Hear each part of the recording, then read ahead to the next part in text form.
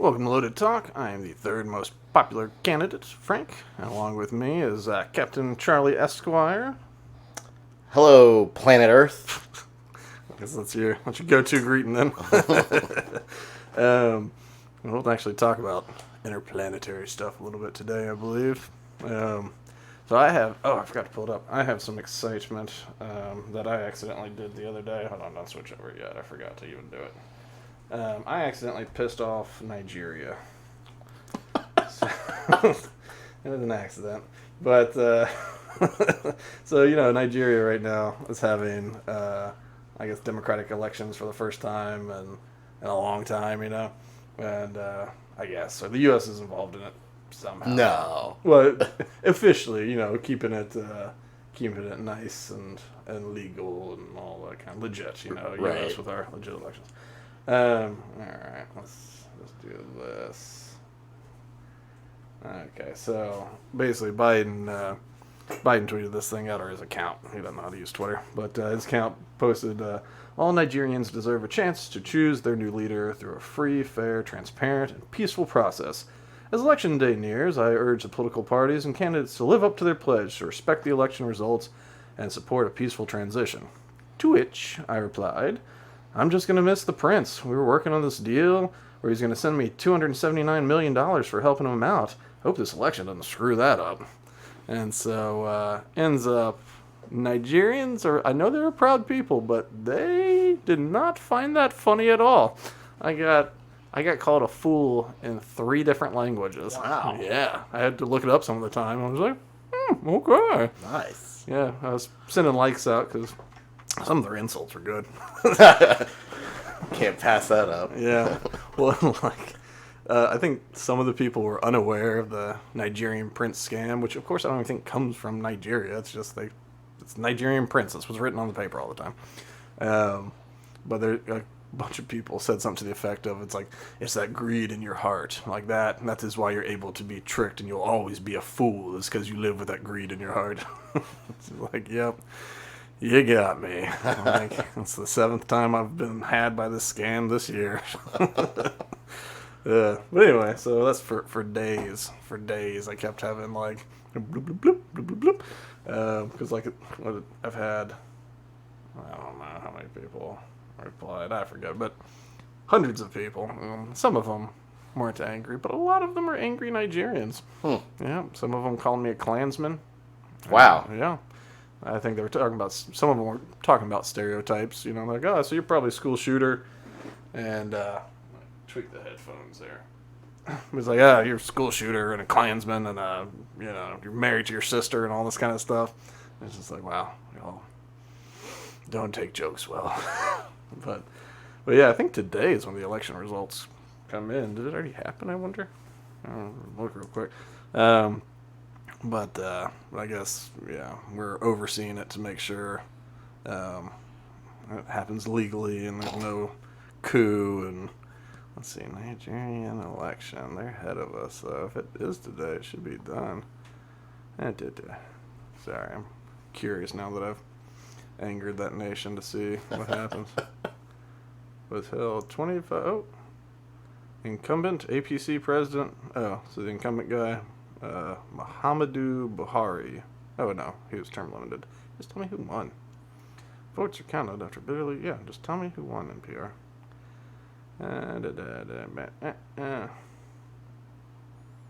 I don't know.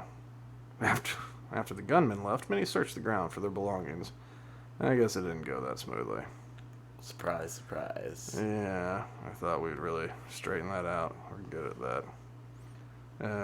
Okay, well, I guess the one dude's term limited. Okay, this is not exciting. I hope that doesn't mean we'll have to occupy Nigeria temporarily. Oh, God, we probably will. One of those, yeah. It's like, sorry guys, y'all didn't do it right, so we gotta send in forces. Peacekeepers. The UN peacekeepers gotta come in. I guess they're still counting. But I know everybody, there's some dude named Obi, or maybe I think his last name's Obi or something, but he's with the Labor Party, and so his his followers are obedience, like obedience. Maybe it is Interesting. Yeah, but they're very passionate about the fella. All his pictures, he looks smiley and happy. I don't know anything about him, but anyway, and apparently there's some radicals that just don't want. Or radicals, I don't know who the hell they're, but they look militant to me, and they don't want the vote to happen. So I have a feeling. Yeah, I mean, we've seen gunmen, so I don't know. I don't know enough about Nigeria. I just worry about the prince. That's what I'm concerned about. Speaking of us doing everything legitimately, have you heard the various Bill Clinton associate news over the last couple of weeks? No. Well, Charlie, let's get Do tell. All right, so here we go. So this one happened a while ago, but they just released an info. Arkansas cops rule suicide death in Clinton aid linked to Jeffrey Epstein, who was found shot and tied to a tree with an electrical cord around his neck, despite no sign of a weapon. So they found this guy with an extension cord wrapped around his neck, up over a tree. He wasn't hanging, but the cord was kind of like, it looked like, I'm gonna hang myself, you know. Like it was draped? I think it was draped. I think because it was around his neck. He was down by the tree, but he wasn't hanging from the tree. Okay. He had a shotgun blast to his chest. So, like, you know, that's obviously the best way to kill yourself is with a shotgun. To your chest. Yeah, I guess you got a thumb somehow. Anyway, and his car was on the scene, and he had some boxes of slugs in the trunk. No shotgun, though. No shotgun. So he hung himself and shot himself. And, I don't know, got rid of the gun afterwards, I guess. Impressive. Yeah, he's a talented fella. So, like, that was so he killed himself, like, last year. And I guess the reason it was held up is the family was petitioning the judge not to release information and all that. But they finally did, and it was just like, yeah, he's died. He died of suicide. That's sad. He shot himself and hid the weapon. There's that screwdriver I was looking for. Sorry, ADD. But that's not all. So that bit of news came out on. Oh, I scrolled down too far. What is that? Published February 22nd. So I don't know what today is, but 26th. Yeah, so a couple days ago. From the Daily Mail. So Daily Mail put that out, and so people have been, you know, like the Clinton body count type thing, where they talk about, like, look at all the people associated with the Clintons that are dead, you know, and so many of them died from suicide. Some of them, I think, in the Clinton body count graphics actually died from, like, actual heart attacks and legitimate things, but there were some mysterious, like, murders and suicides, and just the volume of them was always concerning. But yeah, so this one was, once again, it's like, oh, so Jeffrey Epstein and Bill Clinton had an associate, and mysterious death. And then, okay, let's see. New York, God, I hate these videos, all these sites you use. Follow you around the website. You can go ahead and switch over, it's fine. Alright, new details emerge in shocking suicide of billionaire Thomas H. Lee. So, this cat made a lot of money. His big claim to fame was, let me find it in here, was Snapple. So back in like the, remember when Snapple was like huge? Oh, yeah. Yeah, so he was, let's see here. They have the riddles under their caps? They had something under their caps. Definitions or something like that? They said nice things or something? Yeah. So in 92, he bought Snapple and then flipped it to Quaker Oats in 94, and basically at 32 times the price. So, you know, he bought it for not much, and he was known for doing these leverage buyouts where he pays a little bit and then, like, gets rid of all the assets, you know, to help pay for the rest. But yeah, like 32 times the gain. And, like, Quaker Oats, of course, like, kind of struggled with it and ended up flipping it, I think, later for a fraction of the cost, because, like, I don't see much Snapple these days. Yeah. But so he was known for these sorts of these deals, these takeover deals. Well, he's also a friend of Bill and Hillary Clinton. He's got a house in the Hamptons that they frequent, or at least they've been frequent guests of, and they play golf together. But yeah, so billionaire financier Thomas H. Lee The one-time envy of Wall Street was found in his office bathroom with a single gunshot wound to his head and his Smith & Wesson revolver next to him. 78-year-old philanthropist. I mean, how many 78-year-old rich dudes? I mean, I understand if you're associated with, like, Epstein and you got to face that whole thing. It's like, no, we're going to hit reset on this one, you know? Like, pull the plug. Nintendo's off. But 78-year-old philanthropist and Clinton pal was discovered by female assistant on the... And that's just rude. Female assistant on the floor of his bathroom in his family office in Fifth Avenue headquarters of his eponymous financial firm. Is that how you pronounce that? Eponymous? That's named after yourself. I know what it means, but it's one of those words I've read and I've never said out loud. There's just words you see all the time. You're like, I know what that means. It's like, how do you say them? It says in my head. In my head, I read that as named after himself. The assistant went to look for her boss, a married dad of 5 who pioneered the leveraged buyout industry because he hadn't been heard from. First responders found Lee, also grandfather of 2, lying on his side with self-inflicted gunshot wound to the head. Of course, life-saving efforts didn't work, and the revolver that was there was his own revolver. And I don't mean to make light of, what looks more like a suicide than the guy who shot himself and then hid the gun somehow and all that. But it is strange for a guy. Like, this article goes on to say, like, he's not really earning the kind of cash he used to earn. Like, the firm that had his name back in the Snapple days, they ended up parting ways, and it was like a acrimonious, I don't know if it was a hostile takeover, but it did not end well. And one thing that probably irritates him is that firm still has his name attached to it, but he doesn't getting cash from that firm. And so they're still bringing in like over $1 billion per year in investment capital and doing God knows what with it. But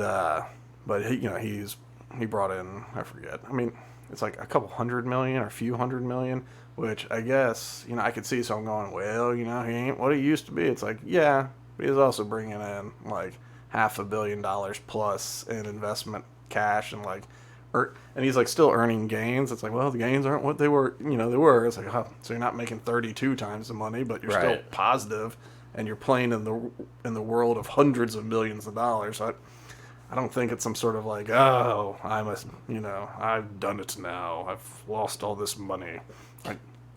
Yeah, I mean, it is absolutely odd, considering most people in that situation would pull like a Steve Jobs, where, okay, I'm going to take what I have, I'm going to buy as much stock as possible, and I'm going to force my way back in. Yeah, well, I mean, that was Apple public when he did that? I can't remember. I don't either. I know that, yeah, he did his hostile take back over, which is pretty awesome. Like, yeah, I thought it was cool. Yeah, I'm not a big fan of like Apple and Macintosh and all that. And Steve Jobs was apparently kind of a lunatic, but I kind of like him too. yeah. Definitely an innovator. I got nothing bad about bad to say about that. But. I mean, and that's the thing. Some of my qualms come from the nerdier side of things. Like when they're first to get rid of the floppy disk drive, first to get rid of CD-ROMs or DVDs or whatever. Going, now it's all USB. The idea with the iMac that you couldn't open it up and tinker, and which, if you watched any of the stuff on him, that was always the pushbacks. Like, computer people like to tinker. And he's like, we are not selling to computer people. We're selling to people who don't want to tinker. And, it's true. I mean, the number of remember iMacs when those first came out? Everywhere. Ugly pieces of garbage. I hated them. And they were slow, and you couldn't mess with the RAM. You couldn't do anything. I like to tinker. My brain created a bad smell in my head whenever I saw one. They just would smell bad to me. Like burning plastic. Yeah. Oh, man, Chance had one, and luckily it didn't last too long. It was fine. I mean, it wasn't a bad computer. But, my complaint about Apple was always that Apple does Apple tasks. And they have lots of cool tasks, and Apple products are great for doing Apple things. But if you want to do anything, you're not going to be able to do it in Apple. It's a closed system, pretty much. And so, it's not Linux. It's even Windows at this point is, or I guess always, anything PC, you've been able to do more things that Apple didn't have to, or Microsoft didn't have to think of, Um, but with the Clinton guy here, I don't know. Like I'm sure there's no note, but I don't know. It's very weird. In the same week that it's discovered that the last Clinton guy that died, Clinton associate that died, didn't have a weapon with him. Like another Clinton associate died. This time he has his weapon with him, registered to him. And I don't know, it just doesn't make... And like in this article, because he did it at his firm, this guy who used to work with him, I think, at the last place or something, he was one of these guys that was reporting anonymously that, was an insider of sorts. But he said that it struck him as a big FU to his partners, which, I mean, I get it. It's, if you're going to kill yourself, doing it at your work is definitely bad for the people who have to keep working there. But it's your company. And, like, you have kids and grandkids that I'm sure, I mean, he's a investor guy. I'm sure he's got trusts and stuff set up for these kids. Yeah. And so, like, I don't know why he'd want to tank his company. Like, it'd be one thing if he went to the old company. Right. And it was like, pardon me, fellas, I got to go to the washroom. And just went to, like, the conference room. Like, know? Because then you'd be like, he got them. But, like, it's his own company. And, like, why would he want to say F you to his partners to the extent of blowing his brains out? Yeah, I don't know. I don't know how that gets back at them, or... Yeah, that doesn't make sense. Yeah, it's just like, I'll show them. So I don't know. It's a weird theory, and of course, it's sad for the family. Like, I've had relatives pull this move and similar moves. Was it 357? Let's see. Well, it doesn't matter. But so it sucks, and it sucks for everybody involved. But it's always strange when they have Clinton ties. All right. I started feeling guilty about being judgmental about it as I started talking. Okay. Speaking of corrupt government people, we have our favorite family member of the government, old Hunter Biden. I guess I should show the headline. Man in the Middle. This is from just the news. Oh, it's even by John Solomon. John Solomon, so this is his website. He was working for, I think, the New York Post, cracking the whole Hunter Biden Burisma story, which I guess we can talk about it. But he did the whole investigative thing. I'm sure there's people with him, but the fact that I think he got some grief about it, but now he started this new thing, and he's got some other investigative journalists with him. Great. Yeah, so when he writes something, it means it's well researched. All right, did I even read the headline? Man in the Middle. Emails show how cooperating Hunter Biden associate could dish on Joe. So, there is a longtime Rosemont Seneca partner named Eric Schwerin. And he is in all these emails with Hunter Biden. I'll actually just get down to there's a summary down here that's good. And so he's apparently turned state evidence or whatever. I guess the DOJ has him talking because they're like, look at all these emails that we have of yours. It seems like you were involved. And so they got him talking. And here's the emails. Schwerin wrote he worked on Joe Biden's taxes and suggested the future president owed his son money. In spring and summer of 2010, emails state Hunter Biden and Schwerin assisted the White House with documents for Joe Biden's tax returns after his first year in office as vice president. Okay, so that's very beginning here. Afterwards, they discussed diverting the then vice president's Delaware state tax refund to Hunter Biden to pay off money the father allegedly owed his son.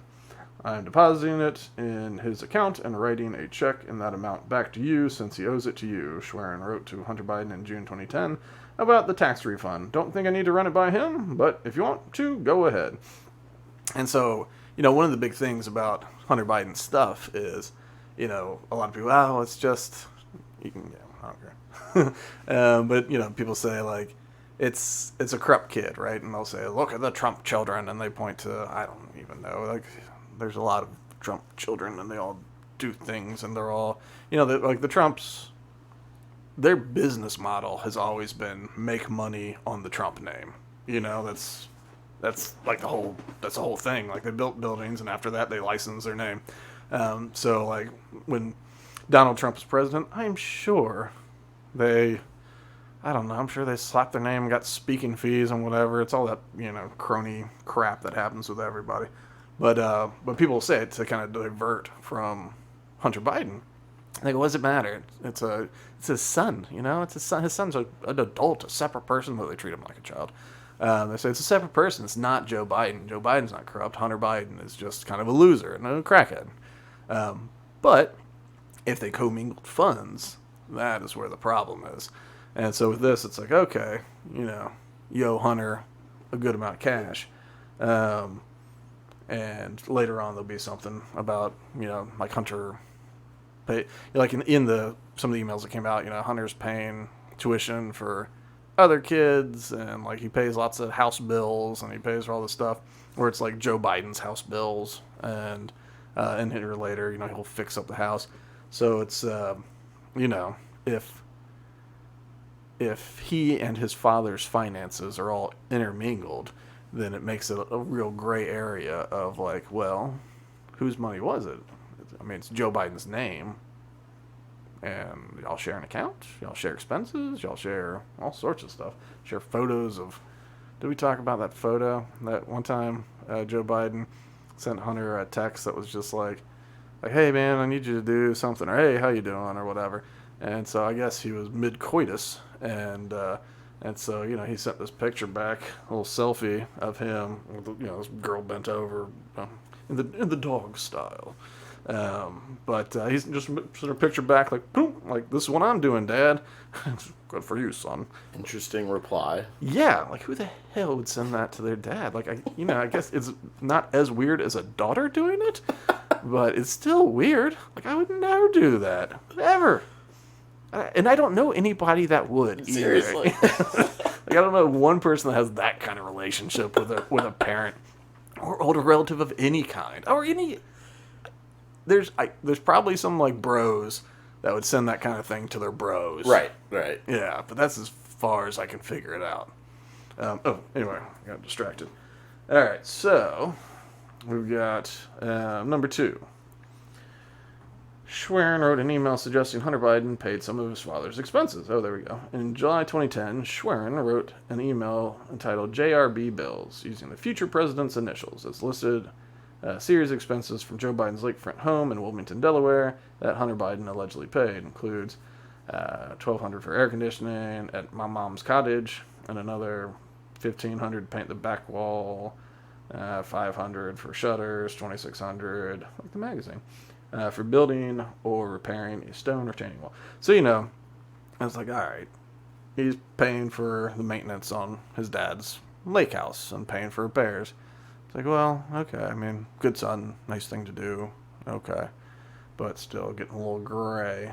Yeah, is the goal to muddy it up enough to where you can't figure it out? I think, personally, I think that there's no goal necessarily in these expenses. I think it's just been this mush of, like, I think their funds are tied together because they're in business together, and because they're in business together, you know, obviously Joe can't be the one making the money, but they all know the score, you know, and so it's in that one text that Hunter sent to his daughter, like, unlike Pop, you know, I won't make you pay 50%, where like he implies that Joe Biden forces Hunter to pay him 50% of his income, which makes sense when 100% of your income is derived from doing your dad's bidding based on his name, you know. That would be a partnership. Yeah, but it's a lot easier if you're hiding funds. You know, if we had an account that we both had access to, and it was just like, listen, like, I don't pay Charlie money. He just happens to spend about $80,000 a year out of my account. You know, so then in the same summer, 2010. Joe Biden, 18 months into his 8-year term as Obama's VP, Schwerin and Hunter Biden discussed exploring what Joe Biden could make in the private sector in an email entitled JRB Future Memo, which of course is good to look to your future. And in 2010, the funny thing about this is 2010, 2011 is the Obamas were kind of looking at stuff too. Their polls were real bad. This was like during the Tea Party uprising, where people were like really upset with Biden, and so there was good money that Obama wouldn't win re-election. You know, it was not a sure thing. If Romney wasn't such a poor candidate, you know, he probably would have been a one-term guy. Old Ron Paul would have won. But it's like, your dad just called me about his mortgage and mentioned he'd be out a lot soon and not really back until Labor Day. He sent it to Hunter Biden on July 6th. So it dawned on me it might be a good time. Also, he could use some positive news about his future earnings potential. So a good time to discuss with Hunter Joe Biden's future earning potential. And it's like, okay, well, why? That's a good conversation to have with Joe. But it's like you're going to decide it all with Hunter and then come and present it? Okay. Like who? Why? Why, yeah, exactly. And especially when, like, formally speaking, it'd be one thing if Hunter had a job and it's like, well, there's Joe Biden Incorporated that we've used for a while for speaking fees and for books, and so Joe Biden Inc. is actually run by my son Hunter. So Hunter is the president of Joe Biden Inc. and therefore that would be the private sector thing. That would make sense, but that's not what his job is. His job is totally disconnected, apparently. His job is Rosemont Seneca and all these boards. Alright, let's see. Oh, here's a big one. Schwerin was involved in the Biden family's initial discussion with Chinese energy firm CEFC starting in 2015. So CEFC first approached Hunter Biden about making a donation to the U.S. World Food Program, which he served as the honorary chairman, which means you don't do anything. According to Schwerin's own correspondence, Hunter was recently approached by a large privately owned Chinese corporation called CEFC Energy China that has a U.S.-based foundation. They'd like to explore making a donation to the World Food Project, and their CEO would like to meet with the appropriate person at WFP USA the last week of October when he's in the U.S. My assumption, based on the conversation I've had with him, is that this would be more than just a token donation. So we're talking real Skrilla. So soon, Hunter Biden and his partners would steer the discussion to personal business when Hunter Biden was invited to a private meeting in December 2015 with their chairman, Yi, probably Kanye. That's Ye. I'm confident that many interesting projects may come out of that in the future, a business associate wrote, as why you should attend. As just the news, the Washington Post and others have reported, CEFC courtship eventually landed the Biden family a large diamond as a gift and a no-interest forgivable $5 million loan that enriched the family. Like, a forgivable loan means it's just free money, but you get to write it off. It's not a gift, it's a loan, but then every year you go, hey, mate, well, we'll forgive this much of it and write it off slowly. And then, just a diamond. That was a big part of this thing, too. This Chinese energy firm, which they say is privately owned, but nothing's privately owned in China, especially not if it's a major company, Yeah. And they just go, would you like a large diamond?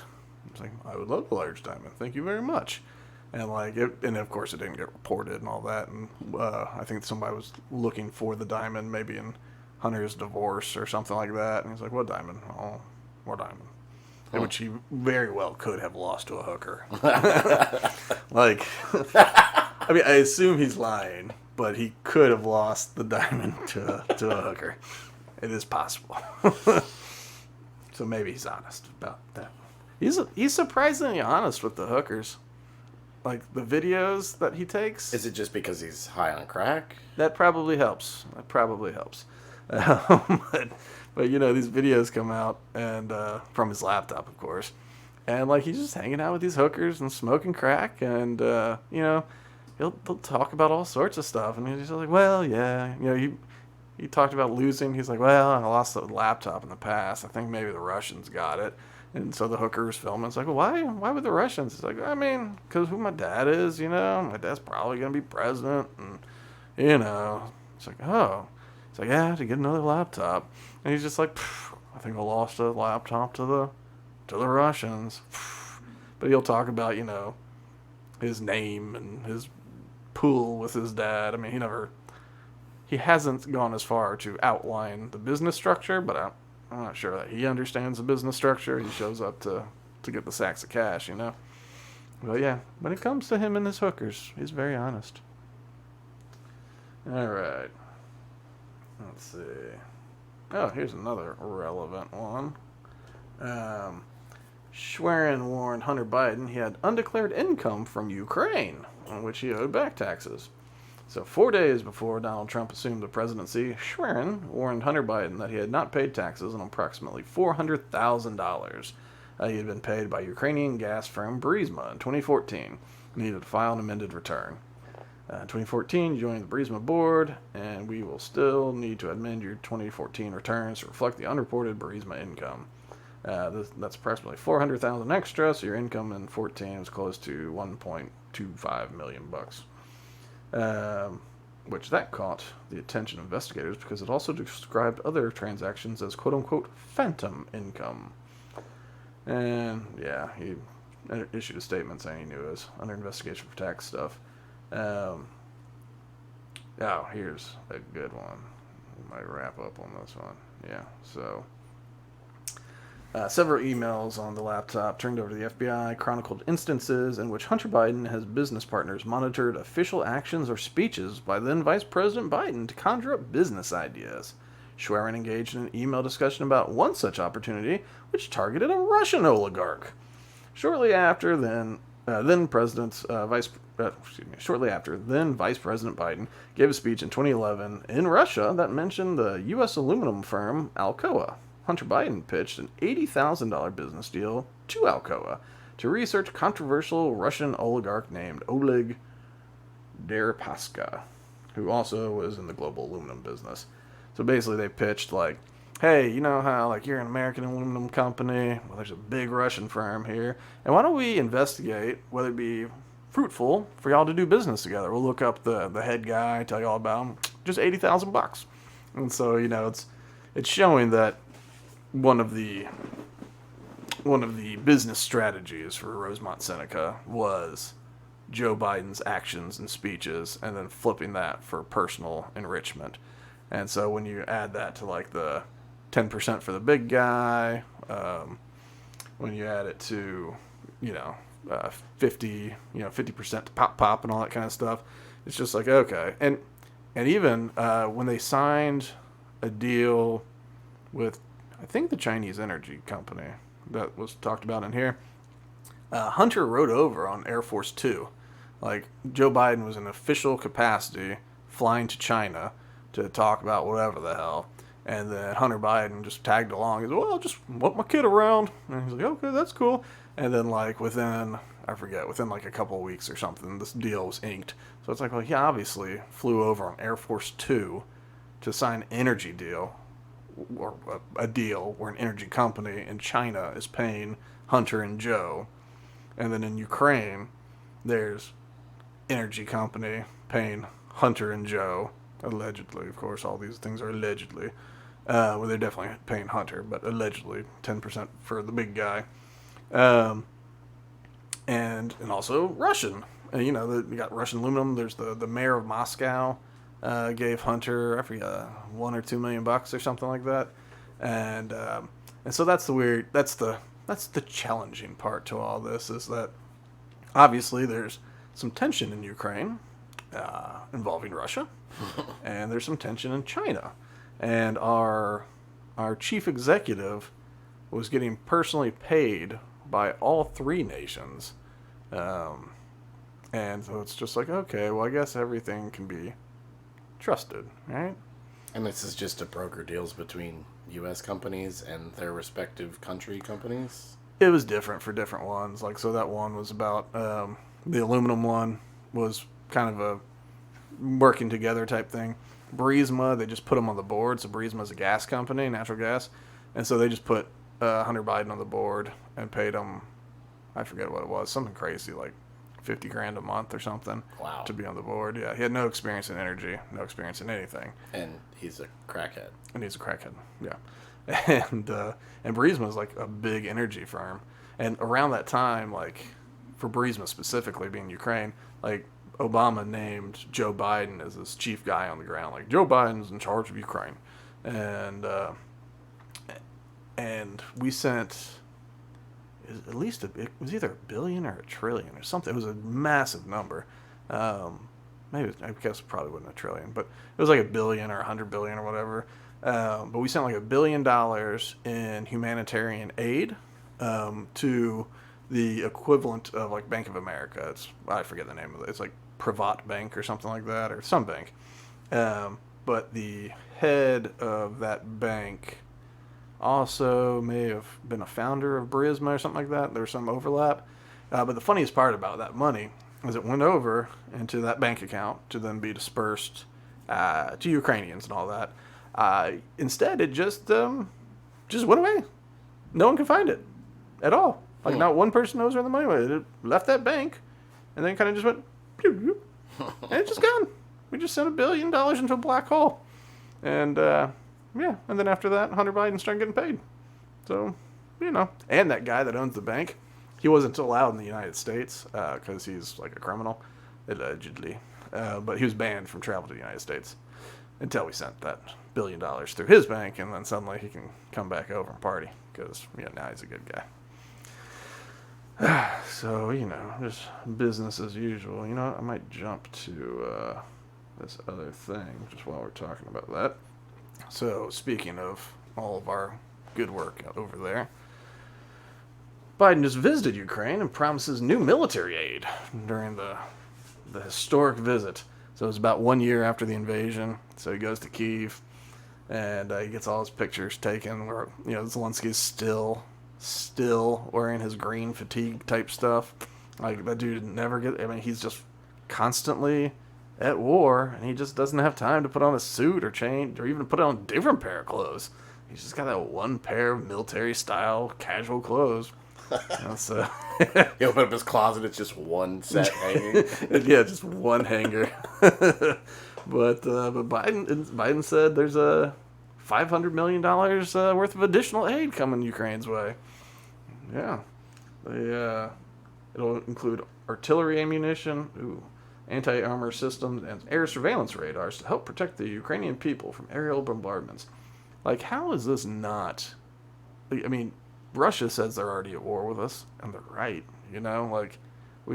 It's stupid to pretend like we're not at war. And some people go, "Hey, this is a lot cheaper than sending. We don't send troops. We're just sending guns and bombs and stuff. Like, let them fight them. Let them destroy the army of Russia." And it's like, yeah, but they're a nuclear power, right? And we are clearly involved.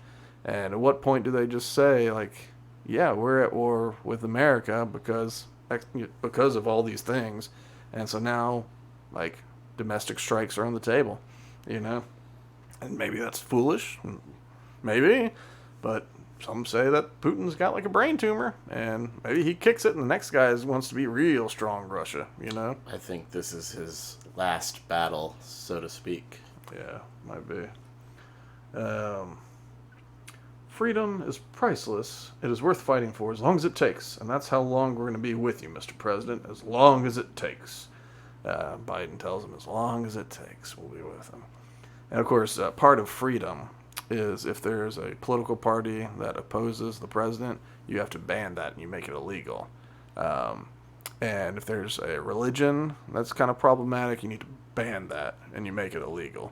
So that's Zelensky did that for the good of Ukraine. He banned the opposition political party, and because he thought they might be too friendly to Russia, and then he banned the Orthodox Church, Russian Orthodox Church, which is a major church in that area, because they might have been smuggling in arms through the church. I mean, there's reports that they were, but either way, the whole religion's banned now. So freedom.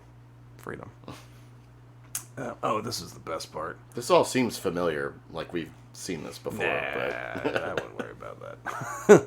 World War I? What? Who needs things? So Biden appeared to make no mention of fighter jets, which, they want fighter jets. They can't have them. Don't send them fighter jets. But this is the best part. During the photo op, air raid sirens blared as Biden's 80 already? Biden, 80, walked with Zelensky through central Kyiv, but there were no reports of Russian missiles or airstrikes. So, like, there's reporters that have been in Kyiv for a while, and they say, like, I've been here for, I forget, 3 months, let's say. Like, I haven't heard an air raid siren the entire time I've been here, but Biden shows up to stand next to G.I. Zelensky, and, like, suddenly for the photo, So it's like marketing. Is that? they ran that air siren to make him look tough. Yeah. We are. It's like, we're here. There's an air raid perhaps going on. We don't care. Just strong. In the name of freedom. In the name of freedom. Strength. Oh, man. And you know the weird thing about it's so strange to me that, you know, supporters of our involvement in this war say, well, we have to support the Ukrainians, otherwise they might lose the war. And it's like, okay, I mean, that's true. They might lose the war if we don't do this.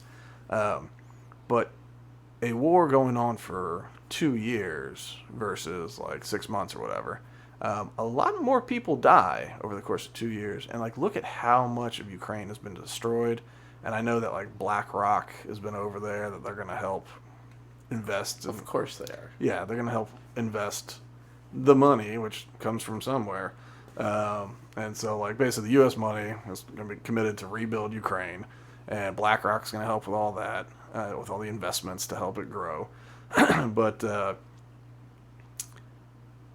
it's somehow it's anti-Ukrainian to say it might be better for fewer Ukrainians to die and fewer buildings to be destroyed, especially when the areas that you'd probably have to give up if you're Ukraine, like before, there's reports that Boris Johnson went to Ukraine in the beginning when they were kind of negotiating for peace, or they were about to, and said, don't do that. Like, we're about to come in with a bunch of stuff for you. Do not negotiate. So since then, Zelensky's like, the only thing we'll settle for is get out of my country, and Putin steps down and all this stuff, and give me back Crimea. And it's like, Jesus Christ. Like, you don't actually have those cards. Like, you don't have those cards. How about just get back, keep Crimea, you know? And even those two regions, you remember that first day, that he went into the Donetsk and, what was that other region? Basically, he just walked in, you know, no, not one shot fired. I remember thinking, like, well, that was quick. Yeah. You know, it's like, well, I guess he has those now. Like, what's the response going to be? And, you know, I don't know why he decided to go further. Maybe he just thought, like, well, screw it, they didn't stop me here. Maybe I can keep going. And he probably thought that Zelensky would do what most Ukrainian leaders do, which is take all the state funds and go run away to, like, Malta or something like that, you know? But really, like, during negotiations, I think a lot of it was to keep those two regions that have been, like, Ukraine's been in a civil war for a while, because, like, the ethnic Russians kind of want to be more Russian than Ukrainian, and obviously Ukraine doesn't want to give up land to the Russians, and so when they were a puppet state for Russia, it was kind of a little easier. Where I was like, hey, look, we're all Russia, but then now that they're a puppet state for America, it's you know, it's tense still. So, like, it's one of those, like, okay, you give up regions that arguably want to be part of Russia. You know, for better or for worse. I mean, it's not like Ukraine's a dream place. It's like that. So you give those areas up. You don't have to fight those people. You know, there won't be that civil war anymore. And then maybe, like, this would have been done after maybe 6 months. Maybe it didn't have to go to violence at all. Because at the end of this, I mean, they're going to have to compromise at some point. Like, they're going to have to. There has to be a way to get out of this. And compromise, both sides lose a little, you know? So it'll be like, hey, Russia, you know, you're going to kind of be defeated in this, but you get to keep Crimea and maybe one other region or something. Like, Ukraine, you don't get Crimea back. Like, sorry, like, y'all just need to shake. It's either that or y'all fight for 5 years and just destroy the whole damn nation, kill all the Ukrainians that stay. And it's like, yes, but we're doing good against Russia. It's like, you're not doing anything. You're dying as a nation. Well, and it's like, what if the concern, as far as that goes, what some people might be concerned that if you give Russia a little, they'll go after a lot. or along those lines, something like that. Yeah, and I get that perspective. Like, it's like you can't reward them for bad behavior and all that. It's like, okay, we are in a conflict over land. We're in a border dispute, basically, right? Russia says, and this is what they said for Crimea, too. They're just like, this area is full of ethnic Russians, and they are asking for help because they're being oppressed by the Ukrainian state. True or false, whatever. That's their claim. And so that's why they stepped into Crimea to help with the conflict, to make sure ethnic Russians didn't die. They were peacekeepers. Legitimately, that's what they said, which, where did they learn that language from? Like, it's not like they invented that stuff. Like, we've been being peacekeepers in the Middle East for a long time. And so, they already came in and took a little, and so anyway, but to get out of this land dispute war, it's like, okay, so what do we get? Like, for Ukraine to say, well, the only thing we accept is total surrender and leave everything. It's like, okay, no, that's great. That's great. You don't have an army. Like, even with all the stuff we send you, you don't have that. You don't have that. You can defend most of the land, not lose anything else. But like, and for Russia to go, like, whatever, like, we'll just stay here forever and keep fighting. It's like, but what do you actually want? Like, what is it that you want? Do you want all of Ukraine? And really, I don't think they want all. I mean, sure, they'll take it, right? Yeah. But like, I don't even think that was the goal. I think what they took that first day was pretty much the goal, and then and then I think that's when they were like, screw it, let's see what else we can do. Right. And I think that was a warning to make sure other nations didn't join NATO. Though I don't know how that's the best argument to say don't join NATO. Oh, that's right. We moved in weapons into NATO, and that triggered Russia? So NATO was formed as to battle the Soviet Union. And so it was like it was America, and it was a certain number of countries, right? And so it was like if the Soviet Union attacked any of these countries, like America's jumping in, and so are these other cats, And then the idea, like it's something when the Soviet Union fell, it became Russia. And so we're like, well, we're going to keep NATO because we don't know if they're really gone. Soviets might be back. But a couple different presidents promised, like, we won't go further east than this certain line. Every president has, though. We're like, we'll add another, like, I mean, we don't add, but we pretty much, run NATO, which I think we should just pull out of. Mm-hmm. But, we keep getting new countries bordering on Russia, and all of them have the mission to be opposed to Russia. I mean, that's the sole purpose of NATO is opposition to Russia. And so we keep bringing in other countries to be anti-Russian, like allegiant to anti-Russia, right? And so it's understandable why somebody would feel surrounded when they're literally surrounded, right? And so Ukraine was talking about wanting, like, we overthrew the government in Ukraine to put in a U.S.-friendly government. Thanks to Joe Biden, Barack Obama. And so after we did that, it's like, well, maybe they join NATO too. He's just like, no, no more NATO. And so, the invasion was bad. You shouldn't, like, invading a nation is bad. Russia is not in the right. But it's not like Ukraine or America or NATO has been this innocent bystander that one day was like, Russia's being so mean. Like, we've been kicking them and, like, poking them. Like, what are you going to do? Yeah. What are you going to do? Look at us now. Yeah, and then when they do something, we go, I can't believe they did that. Like, the audacity. I know. We're trying to have our cake and eat it, too. It's ridiculous. All right, let's see. Let's jump past some stuff we might talk about later. Let's see. Oh, well, let's do NASA, and then we'll touch on the old Trump there. All right, NASA confirms it shifted nearby asteroids' orbits in the first ever planetary defense test. All right. Oh, so this was back from October. But there's a couple of things that kind of tie all the space stuff together. So, back in October, they confirmed that they ran a planetary defense test with success, marking the first time that we ever alter the trajectory of a body in space. Space Agency said in a press release on Tuesday that its recent double asteroid redirection test in which it slammed a spacecraft into a nearby asteroid in an attempt to shift its trajectory, successfully altered the asteroid's orbit. This marks humanity's first time purposefully changing the motion of a celestial object and the first full-scale demonstration of asteroid deflection technology. So what are your thoughts on that there, Charlie? I know you want to talk about it. Well, it's just, this ties in, I hear a lot, both sides about, fixing this planet, jumping to other planets for survival with the inevitable self-destruction of this planet. Yeah, like the Musk plan versus... Right, and, Musk gets a lot of flack for focusing on Mars so much, but let him take that aspect of human survival. Sure. And this is the other aspect. I think this is a good appropriation of funds.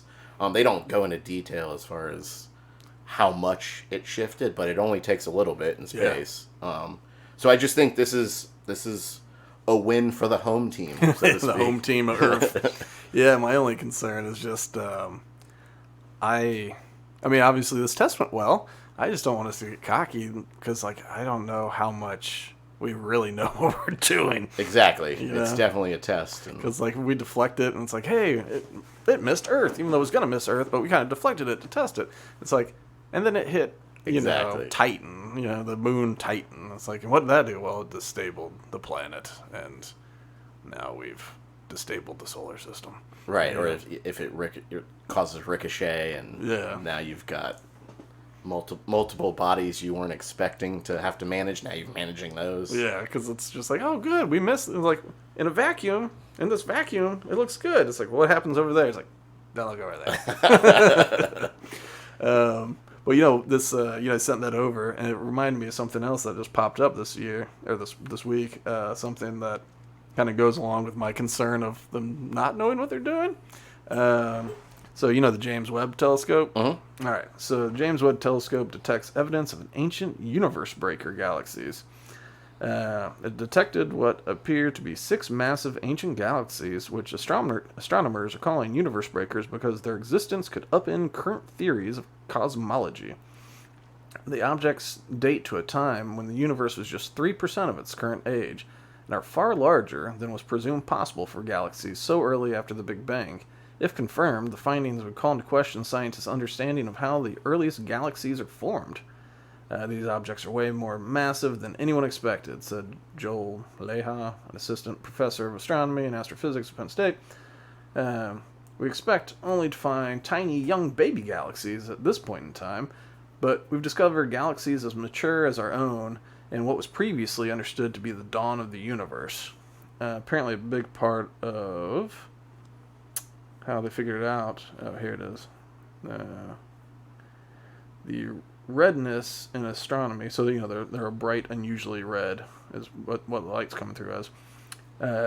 It's a proxy for age because as light travels across the expanding universe, it's stretched out or red-shifted. These galaxies appear to be roughly 13.5 billion years old, placing them around about 500 to 700 million years after the Big Bang. Of course, in the past, they found some that were 350 million, but these were little bitty.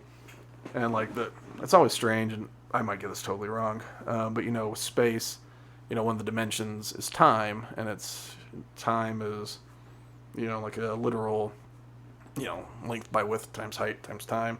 And so a lot of what we see from all the telescopes is we're actually looking into the past, because it takes so long for light to travel, that what we see is not there now, it's there whenever. So I guess what they're saying with this is because they're basically looking back in time, something that was around 500 million years after the Big Bang should be a brand new galaxy, like we've only seen before. All of them have been brand new because Big Bang just happened. But if these galaxies are that mature, that long ago, then it's either that the Big Bang, we're wrong about when that happened, or that we're wrong about how some of these solar systems form, about the dust and the clouds of dust and how everything comes together. But it's, it's kind of one way or the other, it seems. So I think there's Have you seen that Ancient Apocalypse guy? That show on Netflix? Uh-uh. Oh, it's really cool. This guy's got this theory that there was advanced human civilization a while ago, and that basically there was this massive disaster, asteroids hitting, funny enough, that caused, a global extinction level event, caused the beginning of the massive ice age. So it was, that long ago that it happened, and that basically there was people that survived were mainly like hunter-gatherer types that just were in unaffected regions. And he goes into, but one of his thoughts is that a lot of these ancient cultures have these stories of this dude just showing up at some point, like on a serpent. A lot of times there's a serpent involved. But basically some dude shows up out of the blue, and next thing you know, they know how to farm, and they know how to do all this crazy stuff. And so, maybe the thought was like, this is some dude that survived from a more advanced society, and then just was looking for people, because he wanted to keep living now that the Earth was going bad. And that, like, some of the Aztec and Mayan structures, or whatever, some of these ancient structures, the people that we find living in there aren't the original people that lived in there. That basically they came across structures and they kind of tweaked them and stuff. But he's got this thing that everything's getting older or something like that. Everything keeps getting older. And so it seems like, and that's true, they keep finding human remains that are older than that was possible, and so they keep having to dial that back. But it seems like the universe too, like as our science gets better, it just keeps getting older. Yeah, I read accounts of Egyptian hieroglyphs depicting electricity, which was interesting. I don't know. I mean, you could obviously recreate your own hieroglyphs. Was it the battery thing? Or no, was it hieroglyphs? I'm not even... Yeah, it was in the hieroglyphs, like, depicting a bright light shining that was not fire. I know that there was I saw a picture of these, like, clay vessels, and they had something going on the inside, but they basically figured out it was a very early battery. You know how, like, in science class they teach you how you can do something with salt water and whatever the hell. A potato, I think. Yeah, I forget. But there's some way, and it was like, look, now we got electricity. I guess, like Sumerians or somebody figured this out, and they'd have these giant pots, and they're basically batteries. Yeah, so which makes you think, like, what did they power? Right. And how? Yeah. So I don't know. That's always interesting, but, like, one of the big things that I take away from, all of the ancient apocalypse or James Webb Telescope stuff is we have no idea. And, like, we know for a while, but, I mean, humanity used to, if you had the heliocentric view of the solar system, you're locked in a tower and ostracized. Like, nope, the Earth is the center of the universe, And so, like, we've done that during the course of humanity, so I think it's foolish to pretend that we don't do that still today. Right. When people are certain. All right, well, to end on the most intelligent note, let's see. So we were talking about East Palestine. One second. So, the East Palestine, the train wreck and all that. Well, Biden decided after... So Biden, when he went to Ukraine, they said, like, oh, he's been thinking about it for a while, but it was on Friday that they finally decided to, pull the trigger on the trip, And it's like, okay, so after the East Palestine disaster, then you decide to go to Ukraine?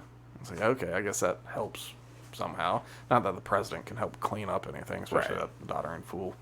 God, the way he was walking in Poland, too, when he was over there, it looks like he's gone. Anyway, so he hasn't been there yet. Buttigieg, people are asking him, because, he's the transportation secretary.